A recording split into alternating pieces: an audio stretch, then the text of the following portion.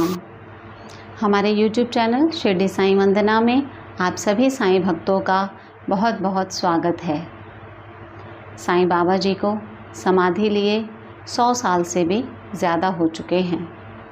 बाबा जी ने अपना पूरा जीवन दूसरे लोगों की भलाई और उनकी सेवा के लिए समर्पित कर दिया और बाबा जी की समाधि के बाद आज तक भी बाबा के भक्त उनकी उपस्थिति को अनुभव करते हैं। बाबा जी हर प्रकार से अपने भक्तों की मदद करते हैं और उनके भक्त उन्हें हर पल अपने साथ महसूस करते हैं। रोज़ कहीं ना कहीं किसी न किसी के साथ बाबा जी के अद्भुत चमत्कार हो रहे हैं।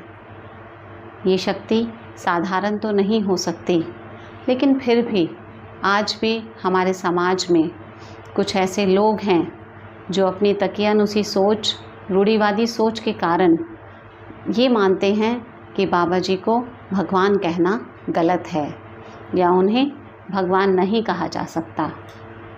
आखिर भगवान की असली परिभाषा क्या है और कौन भगवान कहलाने का अधिकारी है, आज हम इसी विषय पे चर्चा करेंगे। हिंदू धर्म के हिसाब से 33 करोड़ देवी देवता माने जाते हैं। 33 करोड़ का अर्थ है 33 कोटि देवी देवता, मतलब 33 कैटेगरी के देवी देवता। अकेले हिंदू धर्म में 33 कैटेगरी के देवी देवता हैं जिन्हें भगवान माना जाता है। मुस्लिम धर्म के हिसाब से भगवान रहमान हैं या रहीम हैं। सिख धर्म के हिसाब से भगवान श्री गुरु ग्रंथ साहिब हैं। तो क्रिश्चियन धर्म के हिसाब से भगवान जीसस हैं। सभी धर्मों के हिसाब से भगवान एक हैं, लेकिन यदि हम सभी धर्मों को मिलाकर देखें तो भगवान बहुत सारे हैं। तो फिर वो शक्ति जो एक है वो क्या है? सभी धर्मों के भगवान एक हैं, सभी धर्मों की शक्ति एक है, तो वो एक क्या है?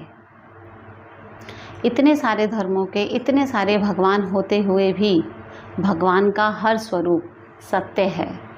वो असत्य नहीं है, निराधार नहीं है, निरर्थक नहीं है। कभी ना कभी किसी न किसी ने हर धर्म में उस शक्ति को महसूस किया है और इसके अनेकों प्रमाण उपलब्ध हैं। तो फिर यदि हर भगवान की शक्ति सत्य है, तो फिर असली भगवान कौन है, या वो एक परम शक्ति, वो एक कौन है, वो एक क्या है? जिस प्रकार हवा, पानी, सूर्य, धरती, आकाश सब कुछ एक है, उसी प्रकार सभी धर्मों से मिलने वाला ज्ञान, चाहे वो भागवत गीता से हो या वो कुरान से हो, चाहे वो गुरु ग्रंथ साहिब से हो या वो बाइबल से हो, सभी धर्मों के सभी धार्मिक ग्रंथों से मिलने वाला ज्ञान एक है। और उसी ज्ञान के अनुसार भगवान का असली अर्थ है प्रेम, जिसके अंदर वही शक्ति एक आत्मा के रूप में स्थित है। जब वो आत्मा बिना किसी स्वार्थ और लालच के किसी भी दूसरे इंसान, किसी दूसरे जीव के प्रति अपने मन में प्यार, करुणा, सेवा, दया और समर्पण की भावना रखती है, तो वही आत्मा परमात्मा कहलाती है।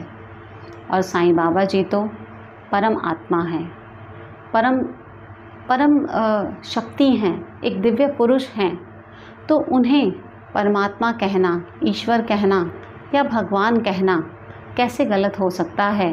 क्योंकि वो प्यार के सागर हैं। उन्होंने दूसरे लोगों की भलाई के लिए अपना पूरा जीवन न्यौछावर कर दिया। तो ऐसे गुरु को, ऐसे परम आत्मा को परमात्मा कहना कैसे गलत हो सकता है? चलिए हम इसे एक दूसरे नज़रिए से देखते हैं। हिंदू धर्म के सबसे बड़े ग्रंथ स्कंद पुराण के हिसाब से गुरुर् ब्रह्मा गुरुर्विष्णु गुरुर्देवो महेश्वरा गुरुर साक्षात परब्रह्मा तस्मै श्री गुरुवे नमः। मतलब गुरु ही ब्रह्मा हैं, गुरु ही विष्णु हैं, गुरु ही महेश हैं और गुरु ही परब्रह्म हैं। तो फिर साईं बाबा जी जैसे गुरु, सद्गुरु, जिन्हें आज पूरी दुनिया अपना आदर्श मानती है, अपना गुरु मानती है, ऐसे सत्पुरुष को भगवान कहना कैसे गलत हो सकता है। अपितु सिर्फ और सिर्फ वही भगवान कहलाने के अधिकारी हैं जिन्होंने अपना पूरा जीवन अपने समाधि के बाद भी लोगों का मार्गदर्शन कर रहे हैं, उन्हें उनका जीवन जीने का सही रास्ता सिखा रहे हैं और उनके जीवन के असली उद्देश्य का अर्थ उन्हें सिखा रहे हैं। बाबा जी ने करोड़ों लोगों का मार्गदर्शन किया, उन्हें आत्म साक्षात्कार कराया और आज तक करा रहे हैं। तो फिर ऐसे सद्गुरु को भगवान कहना कैसे गलत हो सकता है।